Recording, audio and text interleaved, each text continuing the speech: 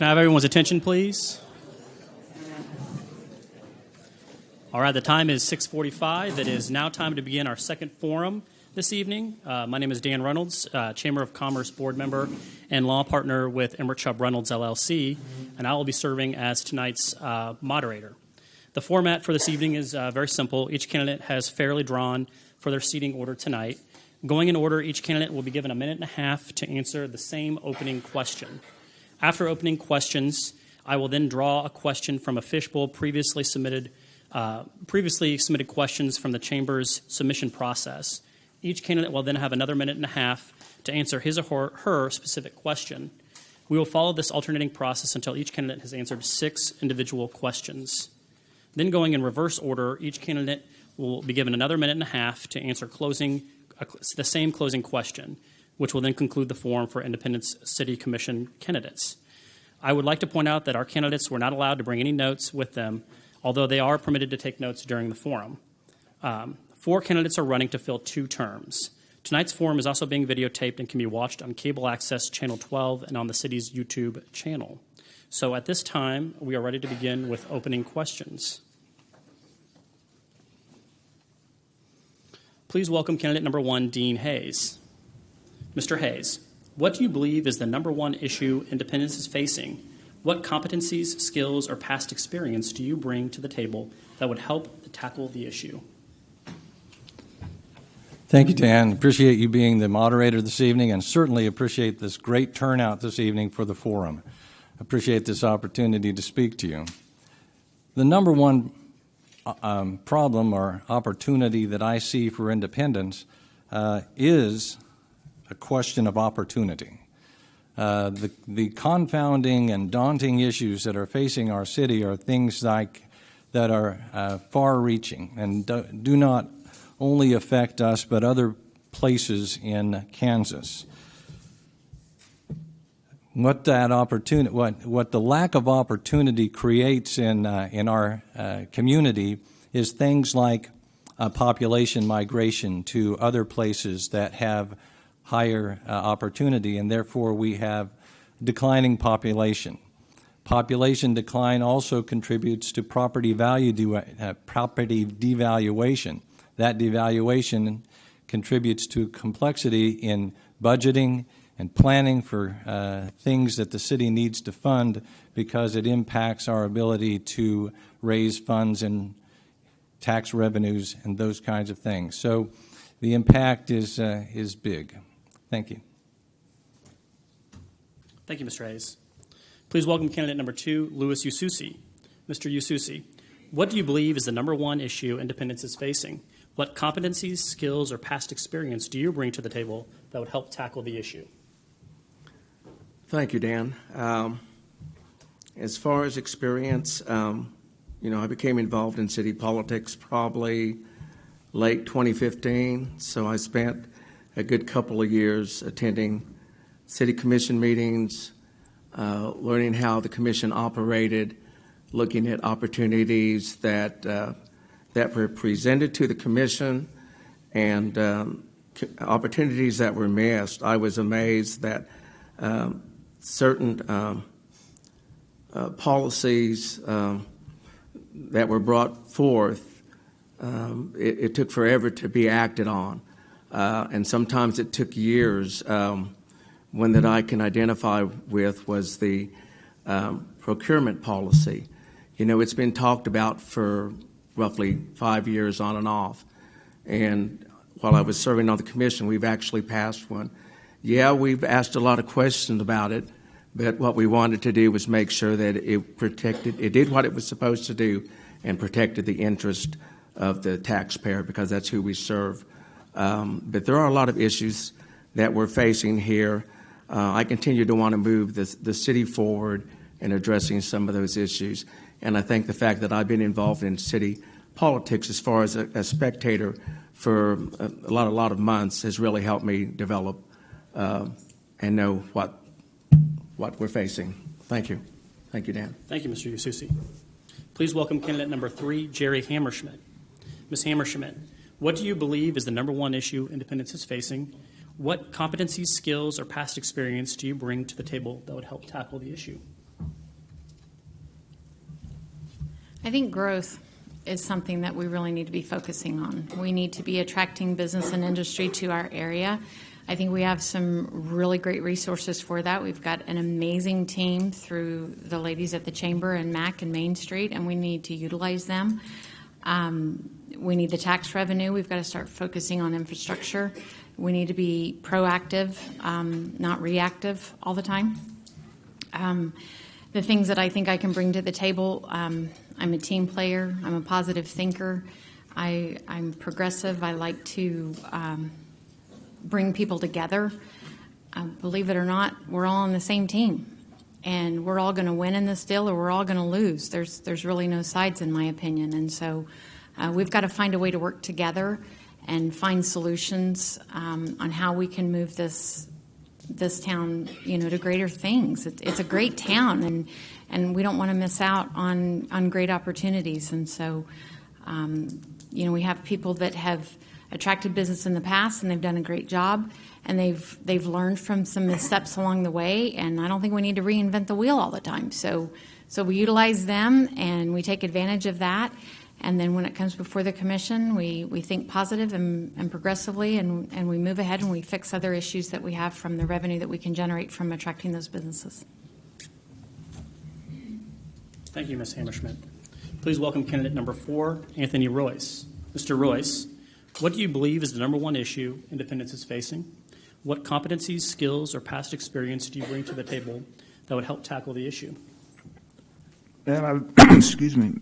Asked several times over the last couple of years. I think the number one asked me is we need to get the City Hall situation taken care of.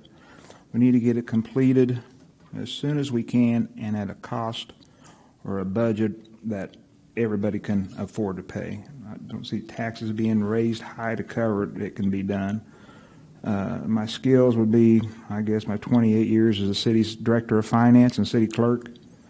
I've worked with the numbers. I've prepared the city's budget for those number of years. And I've worked with a number of commissioners, mayors, and city staff for those same years. So I'll be able to bring that to the table and work through the budget and numbers and make sure it's something we can afford. Thank you, Mr. Royce. Now, this time, we will conduct a random draw session. I will take a question out of the fishbowl. We'll start with Mr. Hayes and go down to Mr. Royce. Each candidate will have the opportunity to answer 6 random questions. So,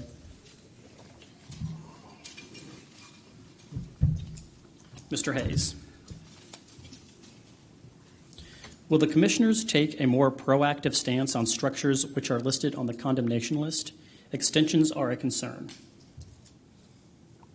Pardon me. What was the last half of that question? Extensions? A statement. Extensions are a concern, according to this individual submission. Indeed. Extending the time that it takes is always a frustration for those people who are looking for action from the commission.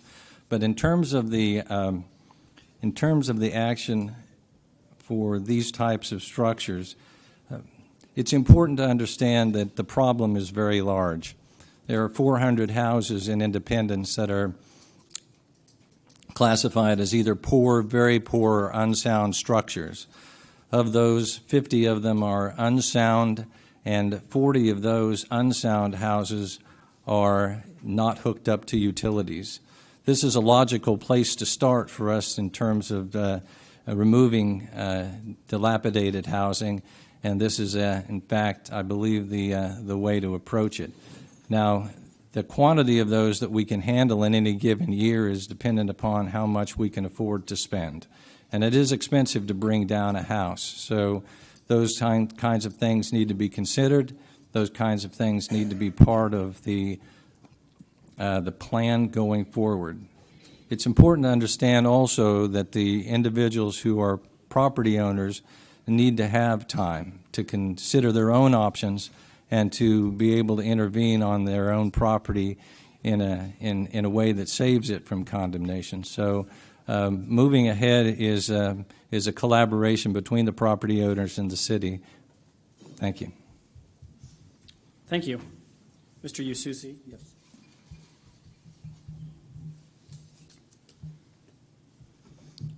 Well, will the commissioners take a more proactive stance on structures which are listed on the condemnation list? Extensions are a concern. What a coincidence. Yes. Yes. In looking at this, I've brought up questions. First of all, to give you a little bit of background, the Independence Housing Authority, they put up $50,000 a year for condemnations. The city matches that with a $50,000 amount. So we're looking at $100,000 that is applied to condemnations, and it is a lengthy process. At that price of $100,000, the average cost, it varies from anywhere from $3,500 up to probably $5,500, maybe a little bit more. So when you round that up, you're looking at probably 22, 23 houses that can actually be condemned over a year's time. And there is a process that you have to go through. There's a public hearing that people come in and they can address that live in that neighborhood, and they can ask questions about that particular property. We give the owner an opportunity to come forward and give them an opportunity to establish a plan to where they can renovate that house. We would really like to see the house renovated and turned back and make it a viable residence for someone to live in. But it is a lengthy process, and it's one we continue to fight, and we're continuing to move forward because we do know we have an excess of houses that need to be addressed. Thank you. Yes. Ms. Hammerschmidt. Okay, I'm just not going to ask that question. Save everybody. What characteristics do you think a city commissioner should possess? Integrity. I think we need to be honest and forthright and portray that in all of our dealings with everybody that we deal with. I think that that's important. If you always tell the truth, then you don't have to worry about what you're saying. And I think that it's important to build trust, not only with our citizens, but I think it's also important, our meetings are televised. People are going to watch them, people who are thinking about moving and doing business with us. And I think it's really, really important that we are honest and forthright and we keep our word. And we say what we mean and we mean what we say. It shouldn't be difficult. And so I think that's something we should all strive to do every day, but especially as an elected official, I think we should be held to a higher standard. Thank you. Mr. Royce, what do you see as the commissioner's role with regard to governance and management of city operations? Well, I think you should listen to what the people have, what the people wanted, a particular issue, look and see what the problems were in the past, how they can be corrected, and make it a better service. People, our citizens, pay for these various services with their tax dollars, and we should be making sure they get their money's worth of what they're paying for. There'll be some folks that may not be happy with it, but you just got to try to do the best you can with what you got with. Thank you. Starting from the beginning again, Mr. Hayes.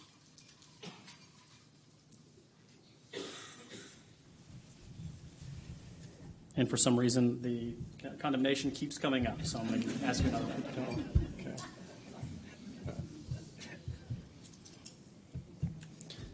Name one action taken by the commission this past year with which you disagree and why. How would you have handled the situation differently? Well, thanks for the easy question. The positive answer to that is that the commission is a difficult job. It's a difficult place to be in front of the community. There's oftentimes a lack of information. Everything you need to know isn't readily available, and there's always a sense of urgency that action needs to be taken promptly. And so criticism is part of the job, and criticism from my perspective at this point is certainly inciting it upon myself. So the idea is that any of us who serve in that position will have difficult decisions to make. We're going to do the best job we can. We're going to listen to the citizens. We're going to research the issues. We're going to do diligence, and we are going to, of course, ultimately try to make the decision that's in the long-term best interest of the community, and we're going to try to get the city moving forward. Thank you. Mr. Ususi, if elected, how would you foster or develop a teamwork approach with the new city manager? With the new city manager, that is something that we are going to face here. First of all, in a city manager, I would look for someone that was very open and transparent.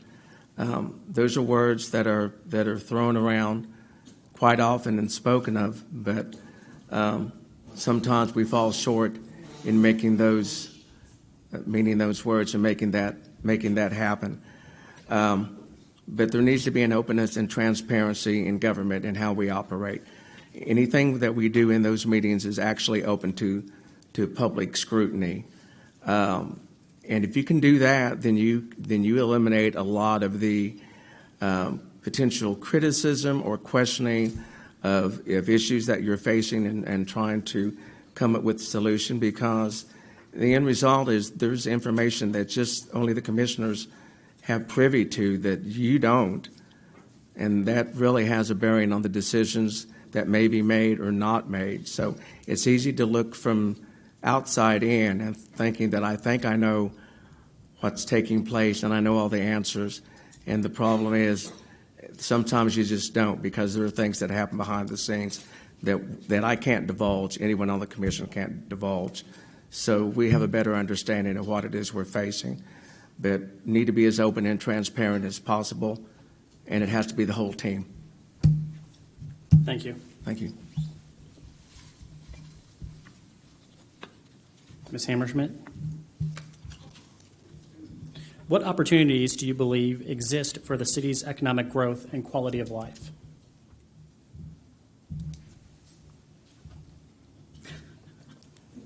I don't know. I think it's kind of limitless, isn't it? I mean, we have great people in a great community that want to do great things, and so I don't know that we really have limitations. We have people that are willing to roll up their sleeves and work hard and get things done. We have people that are willing to help their neighbor.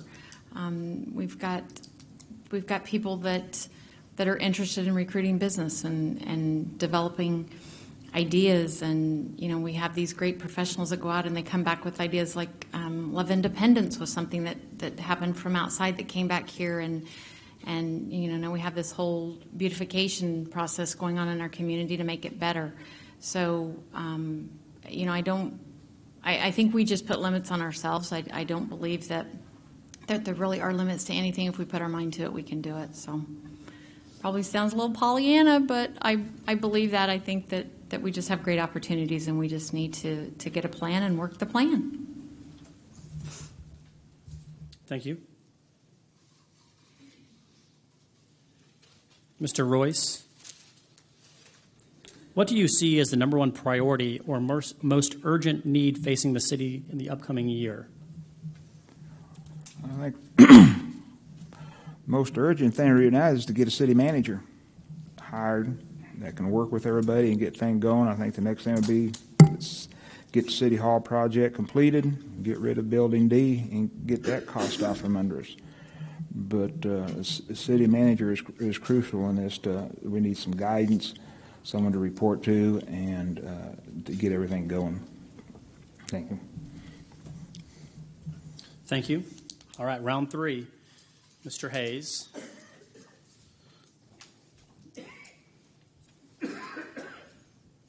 What is your long-term solution for City Hall and a public safety facility? City Hall and the public safety facility has been on the minds of the leadership here in the city for several years now. And the needs of the city are great. The problems that we face with deciding what direction to go with City Hall and the public safety facility are that we really have not found a solution yet that is financially viable. So the problem continues to be, how do we scope the project and define it in such a way that it doesn't cost millions and millions of dollars to accomplish, when in fact a cost-benefit analysis should be able to be arrived at. The nature of the current building is that it is more expensive than where we came from. The nature of the new building is that it needs to be able to be cost-effective in such a way that it pays for the investment we make in it. So, in order to reach the end point there, a better financial understanding of what the cost and the benefit relationship is, where we're going to get the money from, how much is that money going to cost to invest in a new facility, and whether it makes sense to make any investment in that regard at all. Thank you.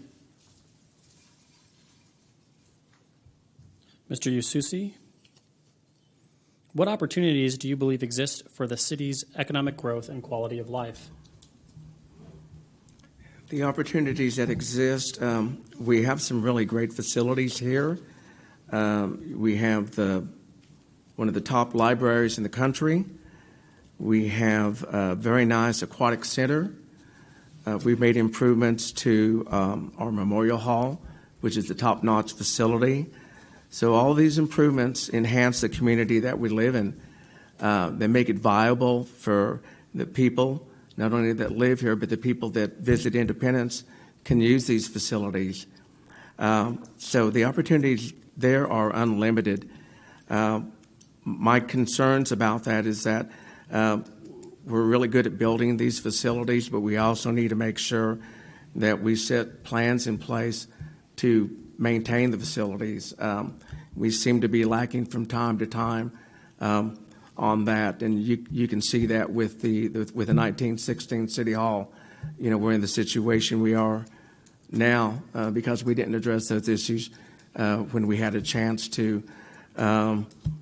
You know, you can look at other issues. The water plant was one where that was identified in the 90s, and it's 2019, and that water plant project is finally going to be finished.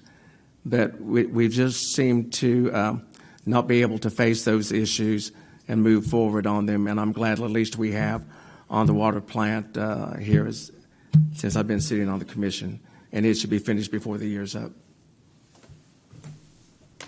Thank you. Yes. Ms. Hammerschmidt, what is your long-term solution for City Hall and a public safety facility? You know, that one's tricky for me. And to be real honest with you, I don't know where I'm at with that right now. The information that I have seen about it, I was in City Hall, the old City Hall, when people were in there before, and it needed attention. It was crowded. Now that they've moved everybody over to new City Hall, and it seems to have plenty of room. $16 million is a big price tag. And, you know, I have to sit back and wonder, is it worth putting $16 million into something that may not be big enough? You know, we should be focusing on growth, which means city staff is eventually going to grow, and we need to be proactive and progressive in our thinking that way. And so, you know, if you ask me today what's my decision, I'd say they probably need to stay where they're at. But I'm not married to that idea because I don't have all the research and I don't have all the data, and luckily I'm not having to make that decision today. But I think the facility that they're in is big enough, and everybody's housed there, and we don't have to build more, and we don't have to spend hopefully $16 million. We just have got to spend some money to get the utilities under control on a monthly basis. And I do think with the space that they have, maybe there's some leasing opportunities, maybe, you know, for some additional income. So So that was tricky, but that's kind of where I sit today. Thank you. Mr. Royce. What can the commission do in the future to avoid a situation like the Indy Brews Morrison Builders scenario? Oh, boy. Well, what I've read about in the paper and commission meetings, somewhere along the line, the ball was dropped. There seemed to be original plans that was drawn up. Somewhere along the line, they was changed and wasn't ran back through City Hall, which they should have been. Once they was done, they would continued on. I don't understand if Mr. Morrison, I don't know the gentleman, is in the construction business for the number of years. He says he has building these things. Why he would let something like that go through? Fire protection is very important. Life safety is very important. Building codes are there to build these structures in our town, houses, commercial things to be safe. And this one here, you had a commercial unit in the bottom, you had apartments upstairs. And what I read in the paper, there was no fire preventive or barrier or whatever you'd call it built between them, meaning in my mind, if there's a fire started downstairs, the people up downstairs in the brewery or the basement, there was no sprinkling upstairs, those people might not have been able to get out. And there's 4 to 6 apartments, 7 apartments up there. It could have been 3 to 4 people live in each apartment. That'd be 20, 28, 30 people that would have been stuck up there, and no telling what would have happened. We've got building codes, plumbing codes, electrical codes. They need to be followed. Thank you. All right, round 4, Mr. Hayes. What do you see as the number one priority or most urgent need facing the city in the upcoming year?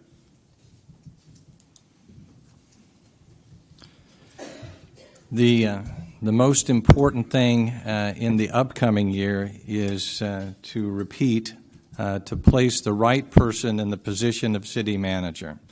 It's very important to all of us that a person of high caliber is put in the management of the city. It's a $20 million business, really, the city, and multifaceted with a lot of different moving parts and complexities that need to be understood and managed well. There's 150 or so employees. There's a lot of facilities and physical resources that need to be maintained. This type of person needs to have the experience of managing a city of our size. He needs to come with experience or demonstrated performance and accomplishments that align with what we are facing. And he needs to come with the attitude that he is ready to work and he's ready to get the city employees, the city staff, the city boards aligned and moving in the same direction so that we can get the city back on track and working towards the goals we need to have accomplished. Thank you. Mr. Yasusi. Name one action taken by the Commission this past year with which you disagree and why. How would you have handled the situation differently? One issue that I disagree with. That's a tough one. There have been, excuse me, I've got allergies. There have been a lot of issues that, excuse me, that we have faced. The one that stands out to me would be, and it's not that I really disagree, but how the situation with Indy Brew Works has been handled. In my opinion, I wished we would, as commissioners, I wish we would have realized the situation with the brewery far earlier than we did. It didn't come to us until the project was pretty much completed, which was a terrible time for that to happen. So in that respect, I think I wished we would have known that staff was having some issues with that, and that if they needed help as far as bringing in someone to do a code compliance study of the structure, I I wish they would have come to us, and there's nothing wrong with asking for help if you feel like you're having trouble making a determination on the structure. And they were having issues with that. So I wish they would have come to the commission, because we would have been able to bring that help to them. But when it came, it was way too late. Thank you. Yes. Ms. Hammerschmidt? You've already had that question.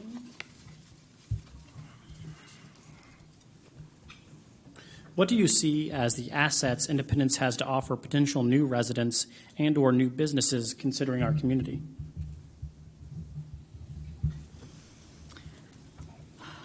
First and foremost, the people. I think they're great.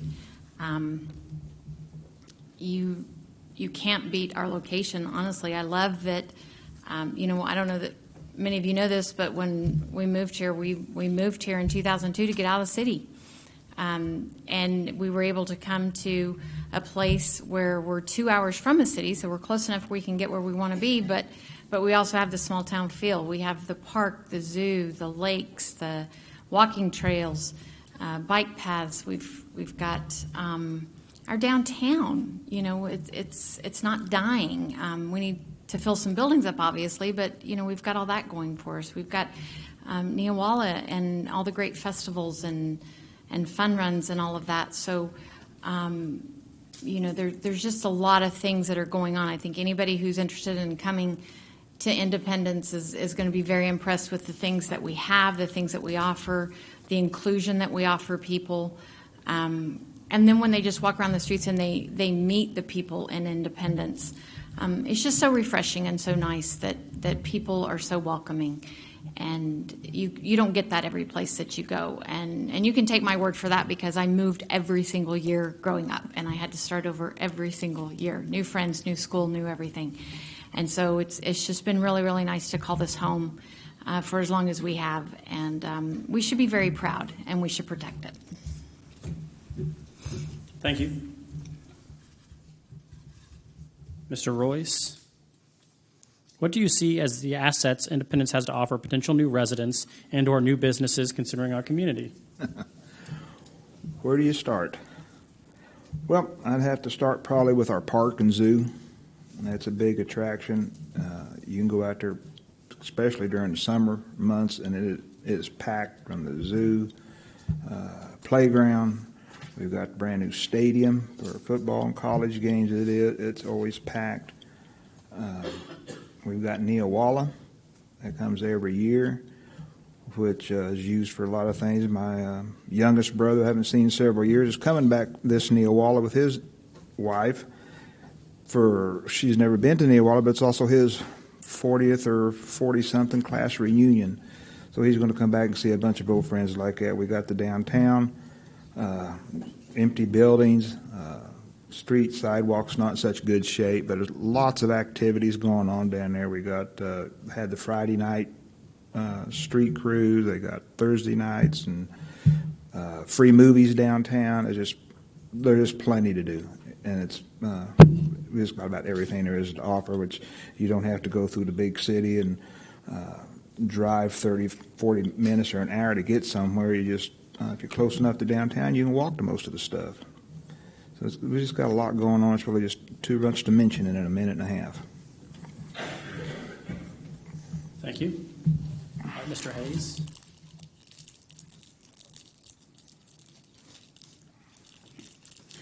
What is your view of using economic development money for incentives to new entrepreneurs, new corporate franchise businesses, or existing businesses? Economic development monies are part of a toolkit that every city has to incentivize businesses to grow or to locate in the city. And my attitude toward those is, if we have an economic development plan that includes attracting businesses that we need, where we have perhaps an unavailability of that type of business or that type of service in the town, we should be motivating those types of businesses to move in using those types of actions to attract them. Existing businesses for growth, those should be considered on a case-by-case basis, and certainly we have those businesses here who have demonstrated growth, and we really appreciate that. But economic development is part of a complete package for the community, and it really needs to be put into a plan for growth that includes what is missing, what we have, what we can grow. It's all part of a comprehensive understanding of economic development. Thank you. Mr. Ususi, what is your long-term solution for City Hall and a public safety facility? Long-term solution, some thoughts that I have concerning the City Hall, the existing facility in the 1916 City Hall. I've looked at some other facilities in the area, particularly the city of Coffeyville. They made a $5.4 million investment in building a public safety building, and it certainly meets all the needs of the city of Coffeyville. It houses their police and their fire and all their equipment. I think we can do something similar here. The renovating cost of the 1916 City Hall is projected to be somewhere around $3 million on the renovation, 3.1, 3.2, and I think we can build a facility, a smaller facility, that will actually house fire and EMS personnel. And I think we can do it at a considerable less cost than $16 million or the $13 million that has come out, because that's unachievable. That's just not going to happen. We don't have the resources. We don't want to spend the resources on that high of a price tag. So I think there's a way that we can work around this and still meet the needs of the community and get a facility that I think we can all be proud of. So that's where my attention is going to go. And matter of fact, we're going to look at that here shortly. Thank you. Ms. Hammerschmidt, give an example of a time when you managed a project with competing priorities and values. How did you determine what steps to take, and how did you get others on board? Well, I don't know if everybody knows this or not, but I manage banks, and so I don't know that we've really had competing values and projects per se, but the first thing that kind of pops into my mind is in 2015, a very small bank that I worked for was acquired by a very large bank that I work for now, and that came with some challenges. It freaked our staff out, and it probably freaked our customers out even more. And so my job as a manager was to keep our staff engaged, and then we had to concentrate on our customers. And what we ended up having to do, and we still do, is we evaluate our policies and procedures, and at the end of the day, we work at how do we come to yes? How do we work with our customers, and how do we meet their needs the most efficient and effective way to give them the best customer service possible? And I think that can apply to the commission. You know, if elected, I work for you, and my job is to do my best to come to yes, still protect what we need to protect, still do our job and stay within the guidelines, you know, but sometimes our processes get in the way of progress. And we don't need to nitpick everything to death. We need to have open minds and be progressive and proactive. And at the end of the day, we need to sit down and hammer it out and work with people and figure out how we can help them be successful. Thank you. Mr. Royce.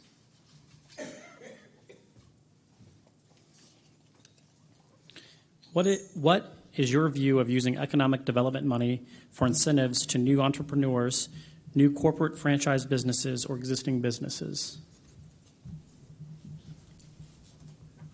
Well, your dollars are limited on what you can spend, so you're going to have to be selective and just not just not start writing checks. You want to do a lot of studying, research to see what it is. I think the money, first choice of those dollars should be for industrial type prospects. We've got two. We've got the West Laurel Industrial Park, and we've got one at the airport. That's where the biggest money should go there. That's where the biggest jobs are and the most jobs are if they come to town. On the in your downtown, that's tricky, because a business can be in there one day, you give them a lot of money, in a week or a month they could be gone, and that money's gone. Not many jobs involved in that. So if we're looking at creating jobs and opportunities, the money should be geared towards industrial type prospects. Thank you. Thank you. And round 6, last set of questions. Mr. Hayes.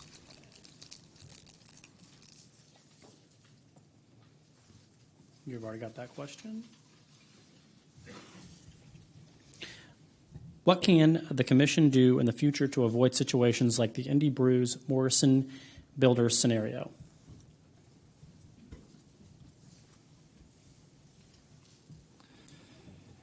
I think it's the job of the city to encourage economic development.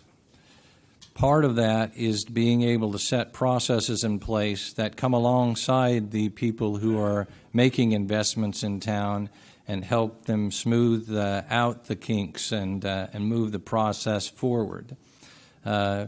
Important steps in the process might have been missed as we were working with Morrison Builders, but the point is that the city's processes and the city's staff need to be ready to step up into that environment and work on moving the project forward and to help the people who are making these investments with understanding the requirements. And intervening early is an important part of that, as those mistakes that may have been made were probably less expensive, or would have been less expensive if caught early and corrections made in a more timely manner. Thank you. Thank you. Mr. Yususi, you've already had that question. After 6 rounds, it gets a little bit redundant. Sorry. I understand. Yeah.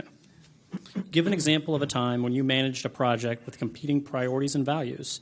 How did you determine what steps to take, and how did you get others on board? This would go back when I was working, for Don Hill, and we had a reduction of workforce. We went from 7 men that were working Parsons, Independence, Humboldt, Fort Scott areas, and we went to 3. And the work had changed so much, and we were still required to perform the same amount of work. So what I did, I got with the 2 remaining people that were left, we identified what we could actually do and still cover the same amount of territory. And then we also determined what we wouldn't be able to meet due to travel time and the restrictions that were involved. And I presented that to management, upper management, the people that were over me. I was in the meter department. And I said, here's what you're going to get for your money. Here's what you're not going to get. And I said, if you can live with that, you can live with not getting these certain things or certain reports or certain jobs completed, then that's fine. This is how we can operate. I said, but you're going to pay, you pay for what you get. I said, there are certain things we're just not going to be able to do. And if you can live with it, the 3 of us can live with it. And we did it. Three of us with a reduction of 4 people, and we made it work. We met our deadlines, and we got the work completed. Thank you. Yes. Ms. Hammerschmidt. Will the commissioners take a more proactive stance on structures which are listed on the condemnation list? Extensions are a concern. Well, having not been there, this is all just assumptions for me, but I think that there's a lot of things that we have to consider. I don't know why the process is taking so long, but I do know that a lot of times there's red tape. And so is it there because it has to be there, or is it there because it's always been there and that's just what we're comfortable with? And so I guess one of the things that I would look at is, why does it take so long in the first place? And then, is it a problem that the people just aren't trying to do anything, or are they ignoring us? Are they out of the area and we can't reach them? You have to consider all of that. So I'm a person that likes to get things done, and I don't like to waste a lot of time. And so if there's a way to get it done, then by all means, my head's going to be in that game of getting it done. But without knowing what the process is and what the delays are, that's kind of a hard question for me to answer. But I do know that when there's a job out there that's got to be done, there's no reason to drag it out. So I guess I'm out of words to say now. Thank you. And Mr. Royce?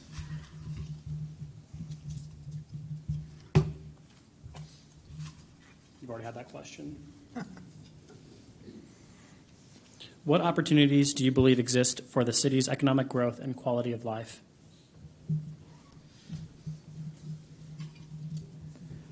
Well, mentioned a lot of the things we have available in the last question with our downtown park and everything. We've got dollars to invest and recruit. The commission's getting ready to appoint an economic advisory board to offer some guidance. We've got Montgomery County Action Council that's recruiting this area. We've got the chamber that works. Just lots of stuff to offer. Excellent town to live in. Plenty of houses that's available. Got a lot of houses that need torn down, and we'll be working on that. But it's just a real good place to come and live. A lot of people working to get it to get folks here and everything. Thank you. And that concludes the random draw portion of our forum. So to conclude tonight, going in reverse order, each candidate will have a minute and a half to answer the same closing question. So starting with Mr. Royce, after hearing all of the answers from tonight's forum, what is the single biggest difference between you and the rest of the candidates?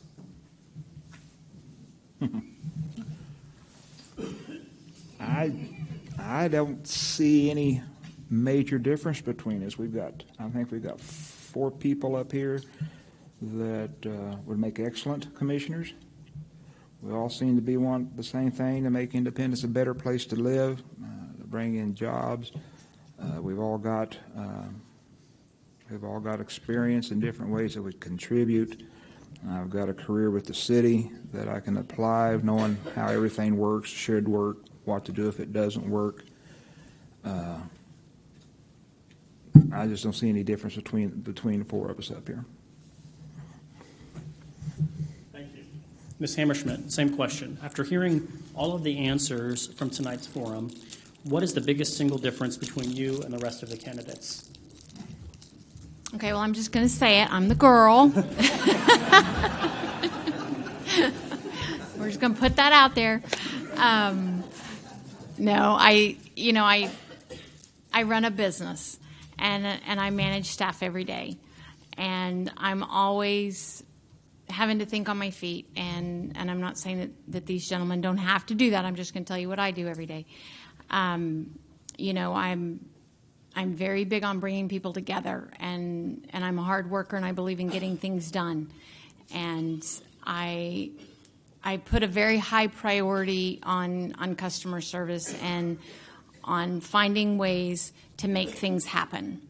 And that means you have to bend, you have to be moldable, you have to be flexible, you have to understand that you have to be teachable, and sometimes you have to be the teacher, and that's okay. You have to negotiate, and you have to be a good example, and you have to be forthright in the things that you do. And it's just kind of one of those things that I don't take the prospect of being on the commission lightly. I think it's a huge responsibility, and I think that when people put that trust into you, you've got to take it seriously, and you have to do what's right, and you have to remember who you work for.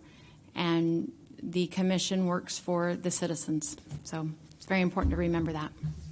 Thank you. Mr. Ususi, after hearing all of the answers after tonight's forum, what is the single biggest difference between you and the rest of the candidates? Well, first of all, I'd like to thank the candidates for stepping up and running for commission. It is a tough job.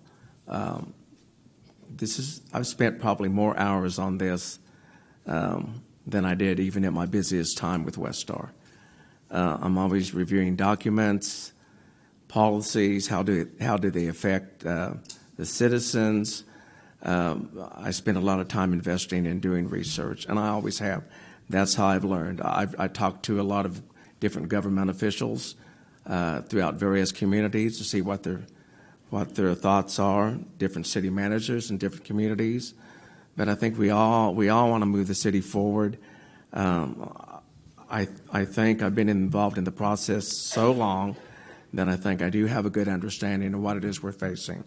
And I want to see us move forward and not lag behind, not be dealing with unresolved issues that we've been looking at for years, and we just never move forward. And I think we've actually moved forward on some of these. We've come to some resolution, and I think that's what I bring. And I'm a hard worker. I meet with a lot of different people throughout the community, and I will continue to do.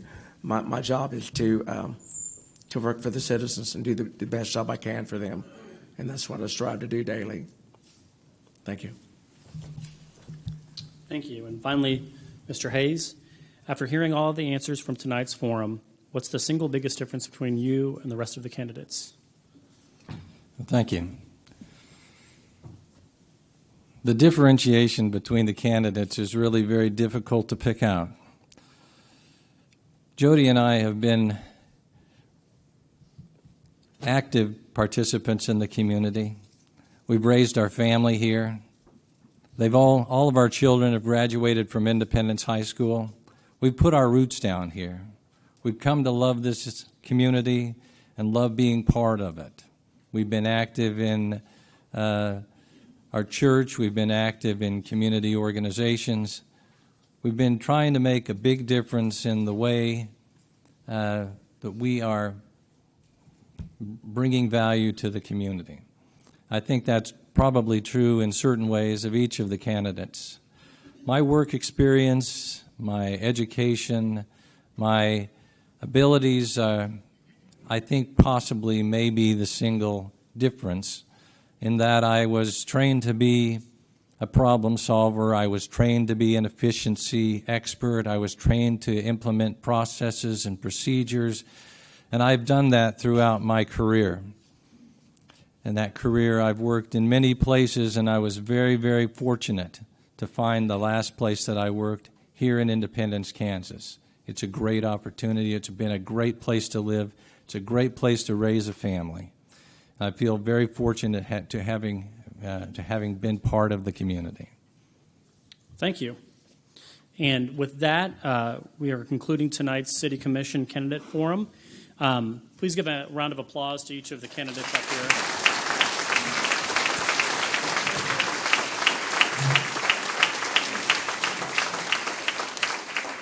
They've done a great job giving you insight into what their policies and platforms are, as well as some of their personality. So I'd like to remind everyone to please vote on Tuesday, November 5th. And if you need some voter registration forms, there's packets available on the table over here underneath the light switches. And lastly, the ICC Board of Trustees forum will begin at 8 p.m. Thank you very much. Thank you very much. Appreciate it.